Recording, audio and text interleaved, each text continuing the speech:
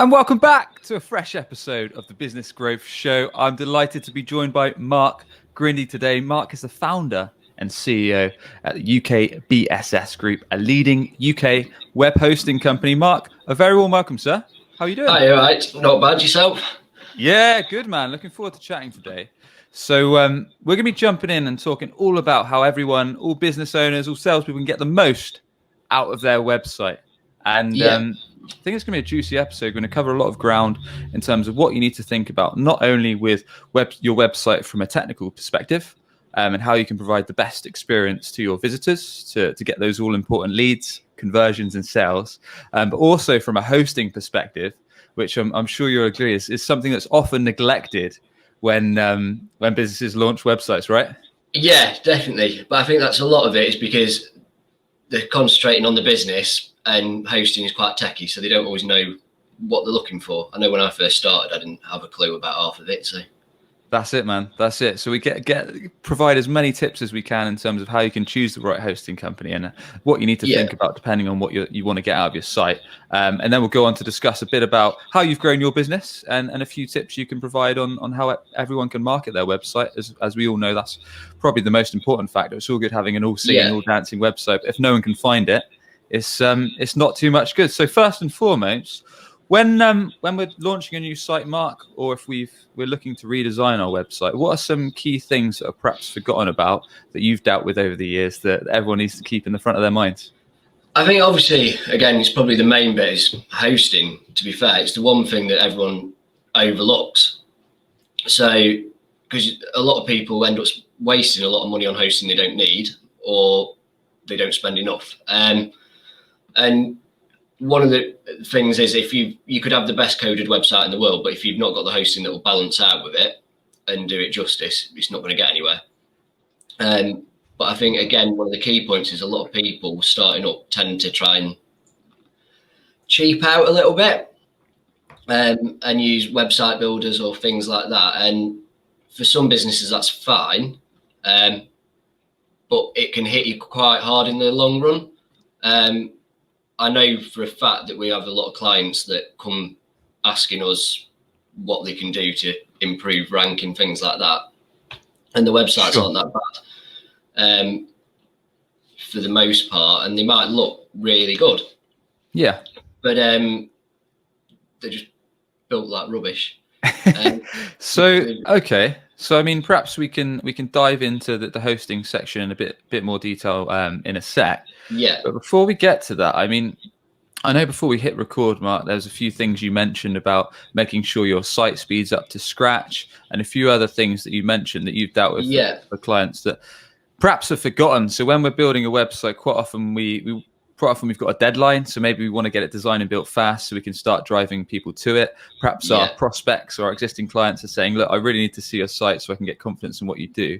So what are some of the things that people perhaps forget about when it comes to their own site that you've seen of get them better results? Yeah, so I think one of the main issues is that, like you said, they're trying to rush it out. And if you rush it out, you're going to run into problems further down the line. But especially when it comes to things like speed. So, and they don't plan. So you need to decide whether a HTML website's better for you or WordPress. Okay. Things like that. So now, obviously, WordPress is quite popular, and there's lots of hosting out there for it. So everyone sort of defaults. We get asked all the time about WordPress, and but sometimes it's not relevant. If you just got sort of a static site, it's just for people to find you and get information. Yeah. WordPress isn't always the best way. It brings security issues with it. It can slow sites quite a bit, depending on what plugins you've got. So yeah, it can cause a lot of issues. So a lot of it is that they just don't prep enough. And the sort of the clunkier it is, so like WordPress can be brilliant or it can be a nightmare. It can be quite clunky, and that can really slow your website down. And I know for a fact that we had that issue on our site at one point, which you guys then redid for us. And it's been a lot better since. And then we did a few more optimizations and had someone else come in. Yeah, I mean, on that point, Mark, it's interesting. I mean, it's always a tricky one to know which platform to build your website. So have you got any tips on that front in terms of when it comes to, perhaps you've done all the designs for your website, you're really happy with the look and feel, the user interface, but then when it comes to choosing the technology, like you said, you've got different options, whether it is WordPress, CMS, so WordPress as your admin dashboard to manage your content and look after your site on a day-to-day. Should every site be built on WordPress in your opinion, or should sometimes people consider other technologies? Because obviously WordPress is one of the bigger ones out there. Or would you say, look, do a bit of research first and understand kind of who's going to be using your site and what you need to get out of it?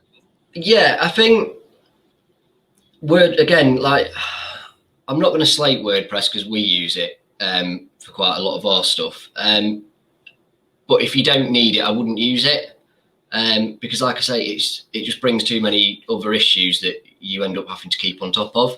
And a smaller business owner doesn't want to have to deal with all of that. I mean, WordPress, if you're going to have an e-commerce site, WordPress with a website builder like Elementor or something like that is probably ideal for you to get started. But then there's loads of other options. So there's things like OpenCart that you can use, which are pretty good and not as heavy. Okay.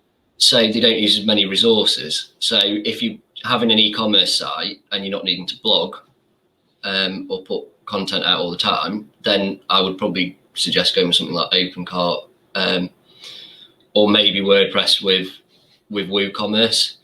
But again, you're just adding more stuff on top, so it can get a bit slower unless you've got the right hosting. Yeah, that's it, isn't it? I mean, with websites, the trouble is if you start loading up loads of plugins, it starts to slow down everything. The website gets really clunky, takes seconds and seconds to load, which obviously puts people off because no one wants a slow loading website and they're just going to jump straight to your competitor if they can't find the thing they want straight away. And I think that's the thing. So like they say that you lose more visitors. So if your site's taking longer to load than 3 seconds, then you're going to start losing conversion straight away. Sure. And site speed is quite high up there on Google's algorithm now. It's one of the crucial bits. And you can test that on Google developer tools or Geometrics. We use a combination of both to find out where our site's slower, using the waterfall to see where it sort of cascades and where things are holding it up. And usually we find that HTML sites perform better in general than WordPress. So if you don't need to be blogging and you don't need to be adding loads of content regularly, then I would probably say go with HTML. Less security issues, quicker, neater. It's easier to optimize as well if you've got a good developer. It's just much easier, to be fair. Yeah, it makes sense. And to dive into that in a bit more detail. So HTML essentially means that your website doesn't have a back end.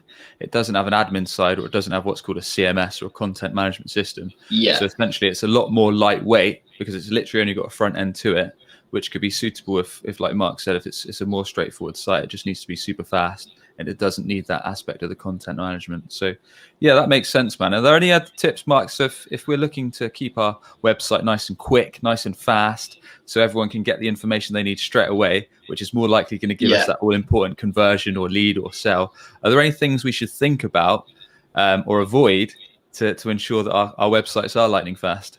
I think obviously one of the problems that people have is that if they're especially if they're building it themselves, they'll want everything, sort of all the bells and whistles. They want it looking really nice, and it might be a really nice looking site, but sometimes that can distract someone from finding what they're wanting to go for.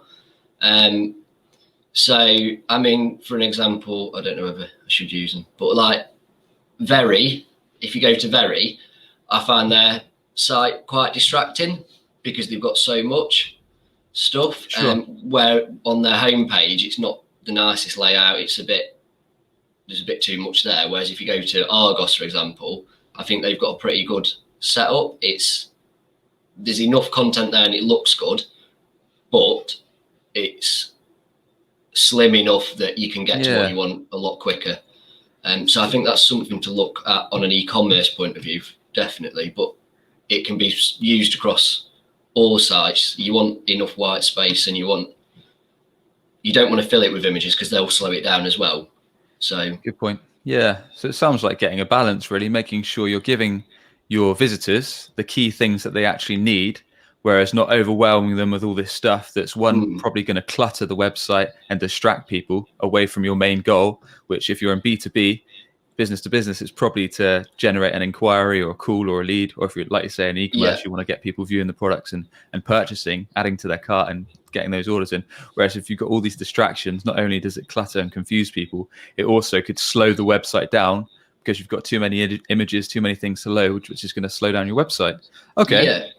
Yeah, that makes sense. So I think the only other thing I was going to say, the only other thing I'd probably suggest as well that we've known and we've looked at recently that works quite well is that even if you have got if it's a small e-commerce site, one of the things that we've sort of seen helps is maybe still have the HTML front end for your shop if you're not adding stuff regularly, but then maybe have your clunkier back end on a different domain or a subdomain, because then clients can browse through really quick, and then the checkout bit they always expect to be a little bit slower anyway, so that can help sort of improve your conversion as well. Oh, right. So just to dive into that in a bit more depth, so essentially having two parts of the website. So one which is perhaps acts as the front end of the website, and then the e-commerce element. Did you say, for example, if we said it was a web choice shop, like webchoiceshop.com, and then /store, and then that would be separate site? Is that what you mean? Yeah. So you'd have so you could have it at like store.webchoiceshop.com or whatever for your shop side, and then obviously you just have your normal domain for the main site in HTML, because then you've got it's a lot quicker and clients can browse it quicker, and then your heavier, slower end is technically on a separate system or separate file, separate folder. So the clients get that speed to start with, which will help with the conversion, and then it'll load a little bit slower for the store, but for the checkout bit, but that's fine because they expect that to be a little bit slower. So we found that works quite well, and I think our website that you did for our main site is a pretty similar principle to that, although we use WordPress for the front end because we've got quite a lot of content and stuff that we have to add on and update every day. So gotcha. Okay, so moving forward, let's say we've got these things in place. We've got a website that loads nice and quick. It provides a great experience for our visitors because there's no clutter. It's all clean. It's easy to do what they want to do, whether they want to take action, whether they want to learn more, or whether they want to request a quote or a demo, or for e-commerce, it provides a nice experience. Perhaps we've got the e-commerce element on a subdomain, so everything's working fast and it's easy for them to get where they want and make those purchases. Once we've got a website that we're happy with that's going to work well, how do we go about considering hosting, and what are some things that we should bear in mind depending on the type of website we've got, whether it's like a simple brochure information site or whether it's something a bit more heavy, like you said, like an e-commerce site or something that links to databases? I think obviously one of the things that you want to look at, and one of the things that I know when I was first starting, one of the things I looked at for hosting for my first business I started in the first site, the first thing I looked at was their stats and their uptime monitors. For starters, have they got something where you can go and check if the servers are up and downtime? Because you don't want to be having downtime. That's if your site's going down every other week. And I had a host when I first started that was down every few days. It was horrific. It's just a nightmare. You're going to lose customers, and it's sort of the old adage of bad news travels quicker than good news. So true. I mean, there's nothing more painful, is there, when your website goes down and you can't reach someone to chat about it, to get it back up and running as soon as possible, especially if you're spending money on marketing it. So you're perhaps running ads, perhaps you're doing SEO, perhaps you're doing social media, email work, all these different channels you're pumping, directing people to your site. And if it's not live, you're losing hundreds, thousands, depending on how much you're spending. Yeah, and I think one of the other things to look at is their support. The support's crucial, because even if they're a really good host, you have an issue, some hosts will only support actual hosting issues, whereas other hosts will help you with your site a little bit. I mean, they won't do what a developer would do for you, but they'll try and help you if there's a problem with your site rather than your hosting. So you want to look for that. And then, yeah, you just need to look for uptime, support, how quick they deal with support. I think one of the other things that you want to look at is how easy it is to move away from that host as well. Because that's one thing that we have a major issue with clients. Is the previous host going to make it a little bit awkward to migrate your site somewhere else if it's not working? I'd definitely say that's something to look at. You've got, for example, SiteGround. SiteGround, an amazing company. The support's brilliant, as much as I hate to say that because they're sort of a competition. But they are. SiteGround are really good. They've had a great reputation for years, but recently they've changed their systems. So it only really works for them. So you can migrate into them really easily, but you can't get away from them easily. It's really hard to get it back to normal hosting, or what we'd class as normal hosting.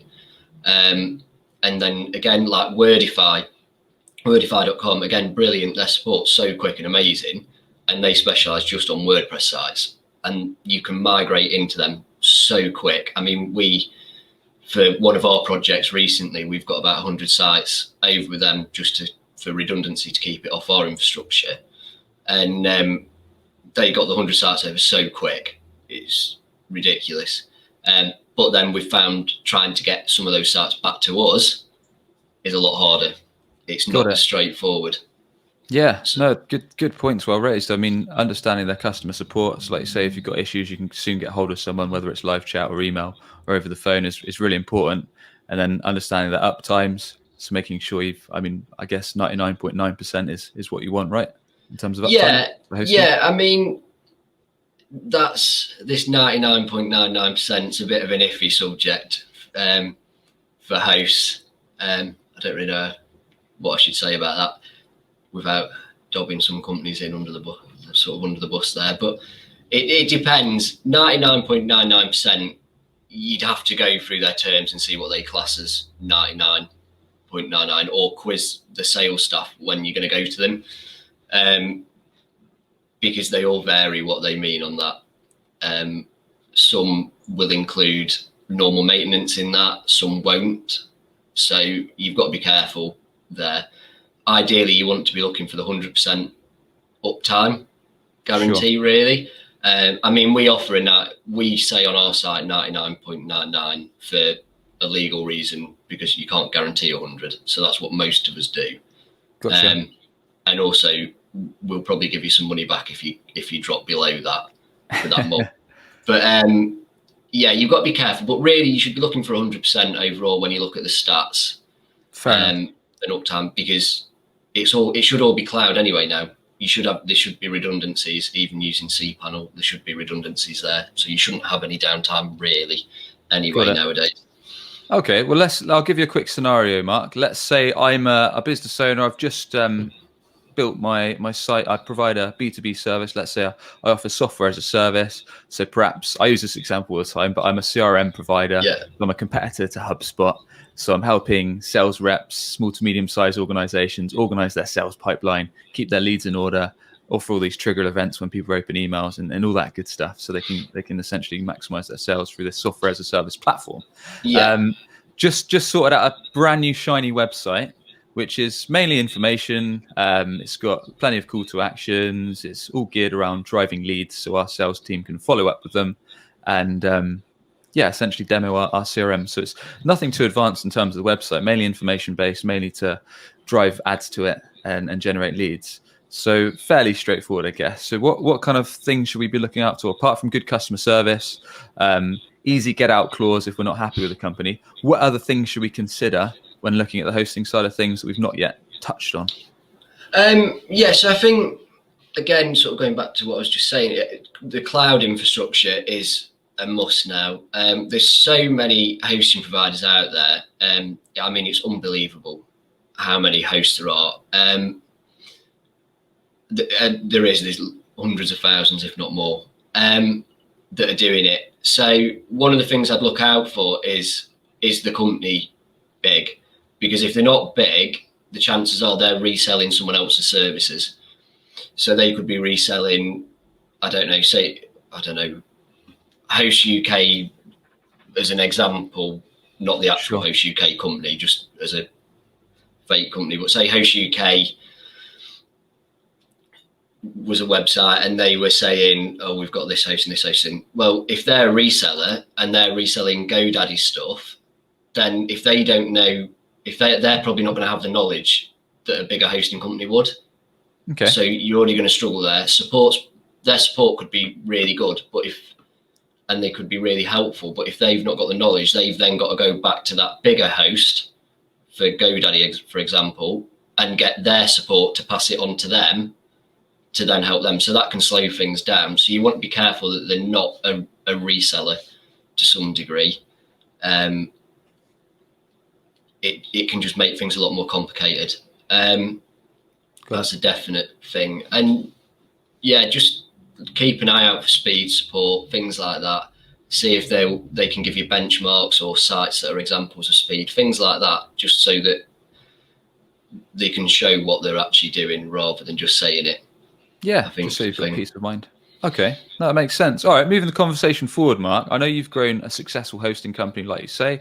So you've built it up pretty much from scratch to many, many clients now, turning over a decent amount of revenue each and every year. So perhaps you could shed a bit of light on how you've been able to build that up yourself, Mark, some of the marketing strategies that you put in place, and perhaps any tips you could share for our audience that are looking to build up their own business. Yeah, so I think when starting any business, a lot of it is hard work and a lot of luck. To be fair, my first company that the hosting companies come from wasn't a hosting company to start with. It was a software company that we did software for care homes and the NHS. So that helped. And then obviously we needed service and stuff, so we went into hosting, and that was just a better option for us. I think as far as marketing goes, again, it's a lot of hours. Most business owners, I'm sure, would agree. You're probably already working a 40-hour job to get it started, and then you're doing another 40 hours on your own, if not more, for your own job now. And so a lot of it is putting time in. It's trying to get out there, getting on sort of forums. So trying to get your name out there. Friends, family, I know everyone says that, but friends and family can help. Like, I don't know, if your uncle's a builder or something, see if you can build him a website, in our case, things like that, and get it going that way. And then I suppose the normal stuff, it's making sure you read, if you're doing it yourself and you haven't got the budget, make sure that you're reading up on SEO, keeping up to date with what Google want, cover the bits that we've already covered with the website side, but and then Google ads, not so good anymore. They were a bit easier to use, I think, when I was starting. I think we've complicated it a bit now, so you don't get as good of results all the time, but they can do okay if you've got someone that knows what they're doing. And yeah, blog posts, marketing, just content, getting content out there, but it's got to be good content. There's no point putting content up for the sake of doing it. It has to be valuable to the person that's reading it. Makes sense. Yeah, fair enough, man. So yeah, essentially to recap, start with your local network, it sounds like, especially if you just started to start off with, whether it's your family, whether it's your contacts, your friends, bring those on board to start saying to those guys and build from there. And squeeze them for money. And then what would you say are some of the digital channels that you've perhaps had the most success with? Paid ads, or was it something else? I think for us, for our industry, mostly paid ads tend to help. Obviously on-site SEO work has helped a bit, which again you guys helped with and did some when we redid our site. That's definitely helped because we're flying up the sort of the rankings now. We're getting a lot higher now, and what I call getting in with the big boys.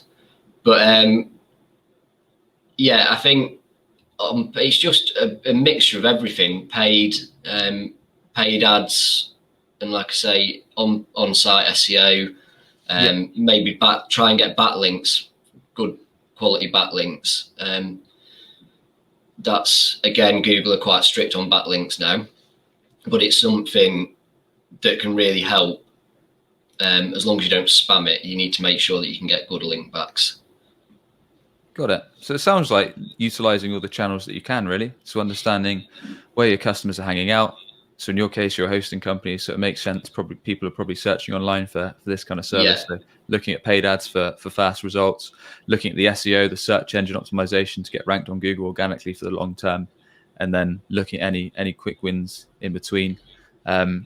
Cool, man. And yeah, I mean, on that note, just to wrap things up, are there any other further final notes that you can help to provide people with when they are looking to get their website out there and when they are looking to sort out the hosting, just to wrap things up?